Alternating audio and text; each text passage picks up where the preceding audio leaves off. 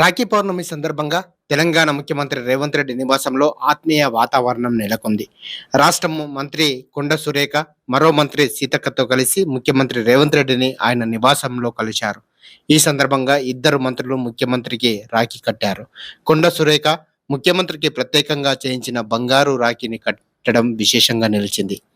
ప్రతి ఏడాది రాఖీ పండుగ సందర్భంగా ముఖ్యమంత్రి రేవంత్ రెడ్డిని కలిసి రాఖీ కడుతున్నామని మంత్రి కొండ సురేఖ తెలిపారు.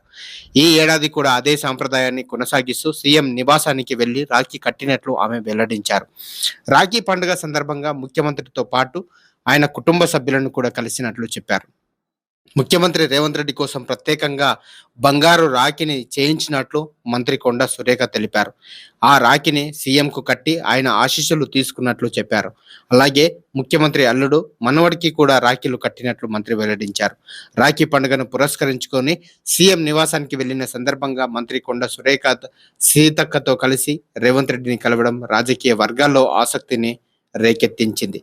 ఇటీవల చోటు చేసుకున్న పలు రాజకీయ పరిణామాల నేపథ్యంలో కొండ సురేఖ సీఎం నివాసానికి వెళ్లడం చర్చనీయాంశంగా మారింది.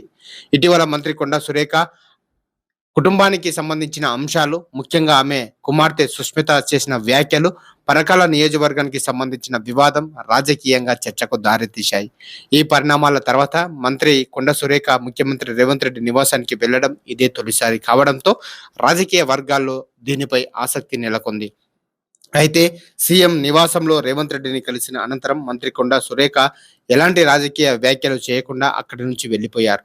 దీంతో ఆమె సీఎం రేవంత్ రెడ్డితో ఏ అంశాలపై చర్చించారనే దానిపై కూడా రాజకీయ వర్గాల్లో ఊహాగానాలు మొదలయ్యాయి.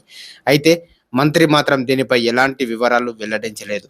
ముఖ్యమంత్రి నివాసం నుంచి బయటకు వచ్చిన అనంతరం మీడియాతో మాట్లాడిన మంత్రి కొండ సురేఖ తాను ప్రతి ఏడాది మాదిరిగానే ఈసారి కూడా ముఖ్యమంత్రి రేవంత్ రెడ్డిని కలిసి రాఖీ కట్టానని స్పష్టం చేశారు. అయితే తన కుమార్తె సుష్మిత చేసిన వ్యాఖ్యలు, పరకాల వివాదంపై మీడియా ప్రతినిధులు అడిగిన ప్రశ్నలకు మాత్రం ఆమె స్పందించలేదు. పండుగ రోజు రాజకీయ పరిణామాలపై మాట్లాడడం తనకు ఇష్టం లేదని మంత్రి స్పష్టం చేశారు. రాఖీ పండుగను రాజకీయాలకు ముడిపెట్టకుండా కుటుంబపరమైన ఆత్మీయ సందర్భంగానే చూడాలని ఆమె సూచించినట్లు తెలుస్తుంది. ముఖ్యమంత్రి రేవంత్ రెడ్డి ఆశీస్సులు రాష్ట్రంలోని మహిళలందరికీ ఉండాలని మంత్రి కొండ సురేఖ ఆకాంక్షించారు. తాను అందరికీ ఆడపడుచున్నానని, తనను ఎవరు వేరుగా చూడొద్దని ఆమె పేర్కొన్నారు.